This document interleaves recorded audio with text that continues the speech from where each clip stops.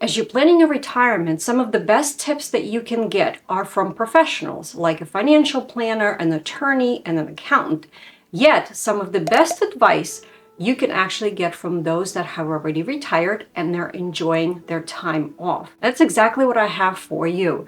I interviewed a few of my clients and I asked them some of these questions, and I asked them, what can you share with someone who is in the planning stages? And these are the tips that I have for you today. The first one has to do with your retirement lifestyle. Think about it ahead of time. And here where I encourage you to grab a notebook and a pen so that way you can jot down some notes in from this video, and also think about, because I'm going to ask you some questions. So your retirement lifestyle has to do with some of the major things that you need to think about, like housing expenses, your utilities, your food budget, things like insurance, and those are different things there as well, your medical insurance, your car insurance, your life insurance. So think about those things, because those things are going to also matter depending on where you're going to live. In some states, car insurance and health insurance and homeowners insurance is very different from perhaps where you currently are living. The next one is fun. Those are the things that you always taught yourself and said to yourself, well, when I retire, I am going to do this. When I retire and I have more free time, I'm going to do that. So what we're talking about here is travel and hobbies and maybe volunteer opportunities. So think about those and make your list. Next up is budgeting and minimum expenses. And here is where a good spreadsheet that I'm happy to share with you is going to be very helpful. Don't have to be making it so too complicated. Just things that you know that you're going to have on a monthly basis as your expenses. So jot them all down.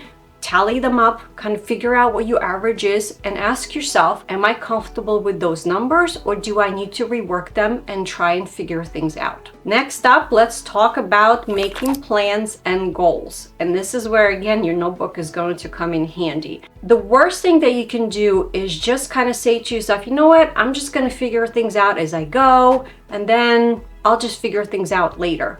The worst thing you can do is kind of be floating around in the space. This is where we're talking about doing things and just penciling some things in and doing a smooth transition and doing things gradually. And the reason why it's so important is because it's very hard to go from a very structured schedule where you had to get up at the same time and go to work 5 days a week for the last 20, 30, or even 40 years, and having a 180-degree turn, and now you're doing basically nothing. You don't have to get up, you don't have to have an alarm, and perhaps, yes, for the first couple of days you are truly going to enjoy it, yet I can assure you, and this is what everybody told me, all of my clients, that you need to have some kind of structure and ease into this transition. A few suggestions on a smooth transition can mean that you're not necessarily just quit your job or retire from your job. It could mean that you downgrade and only go to work maybe 2 or 3 times a week. So that way you just reduce your hours. It could also mean that you get another part-time job and do something fun. So that way you still have interaction with people, you still get up at the same time, but you only do it for a couple of days a week, and then you do something fun and you relax for the rest of the week. The next suggestion has to do with a calendar. And here I encourage you to have a couple of different options. One of the best tools to help you and support you in your journey you can have is a Google Calendar. It is a living and breathing program, a document that is going to get updated, and it's going to give you a couple of tools to help you and make your life easier. You can set reminders, you can have color-coded options so that way you can keep in track and in touch with your friends and your family. And you can set reminders so that to help yourself to remember things as well. A few suggestions that I have for you that I have clients that have used, and this is what I use them for, is reminders to check your local activity centers, your local senior centers, for their calendars that are coming up for next month. If you're going to go to the gym, check what their availability is for classes for the next month. And that is going to be your reminder that you set for yourself that's going to recur every month, so you don't have to worry about resetting it again. But it's a little reminder for you to go ahead and do that, so that way you are getting excited for the next month. on some of the things that you may want to do. Google Calendar is also great to remind you of your volunteer activities. You can put your work schedule down to plan lunches and other outings with your friends and family. So that way you have a full calendar and you're also still staying busy, yet at the same time, you're doing the things that you're enjoying. Besides Google Calendar, it's also a good idea to have a paper calendar. This is what I love to do. I have 2 calendars that I use. A paper calendar that I can take with me where I can put things on pencil. And if I don't want to be looking at my phone, I can just open it up and all the information is there. And then other people also use a calendar that they hang in their office or they hang on their refrigerator. That kind of gives them a bird's eye view of what is happening for the week and what is happening for the next month. Just a gentle reminder that if you're cooking, you're thinking about things, you can always put that on that calendar. Just don't forget to take that information and also put it in your Google Calendar as well, so that way it serves to you as a reminder. The next great tip that I got for you is having some kind of daily schedule. Yes, you may not have to get up at a certain time because you're not working this day or you don't have a job, yet having some kind of routine with just a couple of things to keep you as a structure is a really good idea. So try to get up at the same time every day, set an alarm, make your bed, have shower, maybe have a certain time that you're going to go have lunch, and have some other things that you put in there depending on the time and depending on the day of the week. Next up, let's think about the fun things, the things that you said you always wanted to do when you retired and when you had more time. So it could be travel, it could be refinishing furniture, it could be pressing flowers. There's tons of different options that I know that when I look at my social media feed, I sometimes screenshot it for myself to say, oh, will be something fun to do when I have some free time and I just want to just relax. So think about what those things mean to you, because travel means very different things to different people. It could be that you're having a day trip. It could mean that you're going to visit friends that live in a different state. It could mean that you're having a really cool educational trip to go to Europe to learn something about the history in that country. Or it could mean that you just want to go to the beach and just put your feet in the sand and just not think about anything. So again, use your notebook and jot down some of those ideas on what are some of these hobbies that you want to do. The next idea for you is, why not start your own business? And don't tell me that, oh, I'm too old for this and I don't have the knowledge.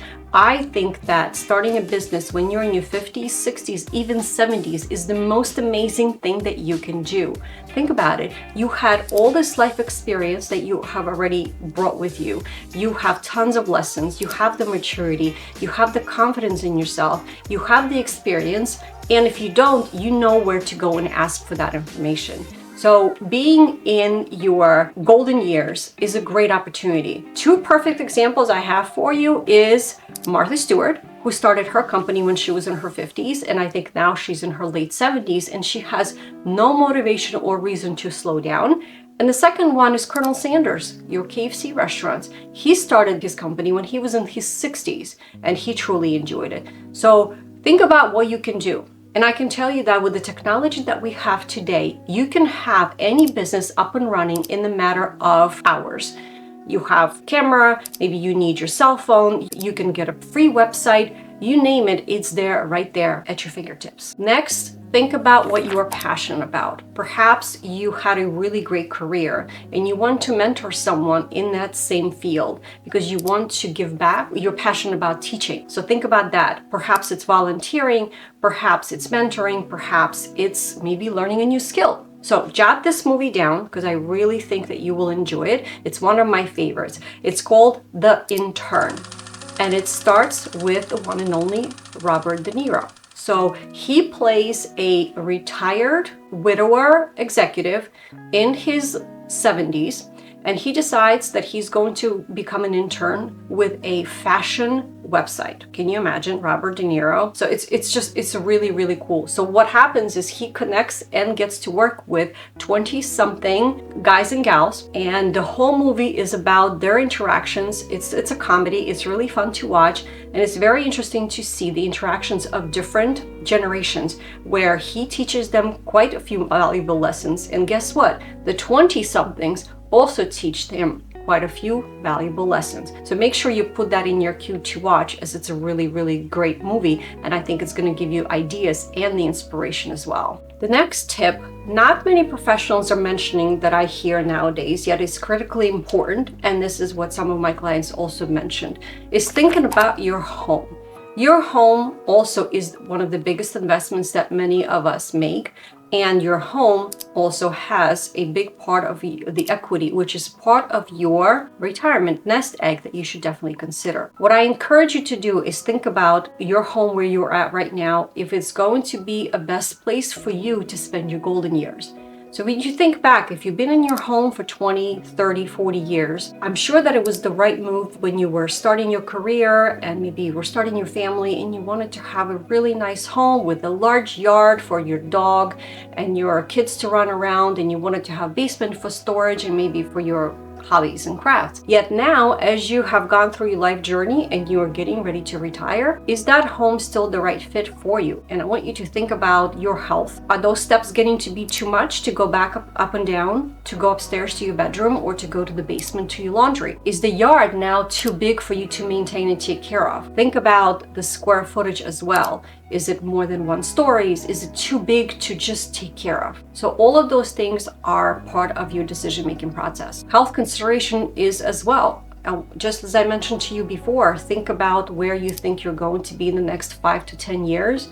You need to have an honest conversation with yourself. Is that going to be a hindrance for you where you're not going to be able to get upstairs because those steps are just too much? So that is something that you need to ask yourself, and you are going to know the best. If your home may not be the best option for you, perhaps some of the considerations would be for you to downsize into something that is smaller and manageable, and to have all of you living on one floor. That is some of the best decisions that some of my clients have mentioned to me, is that's what they did. They downsized to a rancher where they don't have to worry about steps at all. And if you do decide to stay in your home, I understand that. You have lots of memories that are tied to it. You raised your family and you think it's going to be the best fit. I truly encourage you to look at your home as to make sure that it is going to be the safest place for you to enjoy your golden years. Because of your health considerations, think about where you're going to be in the next 5 to 10 years, and if your home is going to be safe. That is the number one consideration. And there's a checklist that you can use to help yourself with this determination that I'm also going to link in the description of this video. And now, of course, we are talking about the decision as to when to retire, which is a big one, I think, for most of you.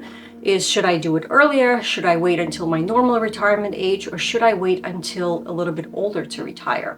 And here were the 2 things that were most important that were suggested by my clients. Number 1 is your health, and number 2 are the financial considerations. With health, we already talked about. Think about where you're going to be in the next 5 to 10 years. If you know that your health is going to deteriorate and you're going to be having some challenges, maybe you're going to need some care, then recommendation is to retire sooner rather than wait. Next up is your finances. Think about, as part of your budgeting and writing things down, where all of your funds are going to be coming from. What does your nest egg looks like? Is it going to be the equity in your home, your social security, your savings, your maybe a private pension? What other funds do you have? And if you are in good shape, then perhaps retire sooner than later. And if you are thinking that I don't have enough, I don't feel comfortable, it's just not the right time for myself, then wait to retire. But it doesn't mean that you can't retire and still have a part-time job, so that way you do have a supplemental income coming in. And this is where going back to making some plans and having a budget and writing down some of the expenses is really going to help you to have that bird's eye view on what is going on in your financial health. And here's a bonus tip for you. Don't compare yourself to others. I think that's one of the hardest things that we have to do now, especially with all of the social media around us. When you look on Facebook or you look on Instagram on what other people are doing, and they're posting their excited announcements and how they retired and now they purchased a new boat, or they have a new car, or they have photos of them vacationing somewhere, and that's all great. And you can say, I'm so happy for you. but don't be jealous. Don't have that drunk monkey that is sitting on your shoulder telling you, well, look what they did and look what they accomplished and how you can't do this or that. That is simply not true, because you just never know what is going on behind their closed doors. It could be that one family, they truly love and enjoy traveling by car, and this is why they purchased that convertible. That is their choice, their passion, and their hobby. And you have very different dreams and goals, very different passions and hobbies. So my encouragement to you is to focus on what matters to you in your planning, what burns that passion in your belly, what makes you excited and happy, and that's why you're going to be jumping out of bed every morning. So what was some of the best advice that you have received recently that is helping you with your planning? I would love for you to share, so that way I can share it with everyone else in the comments or in the next video. And please let me know which of these tips helped you as well. That is my goal, is to help you with your planning, to help you have sanity, to help you sleep better, so that way you can make the best decisions for your upcoming retirement.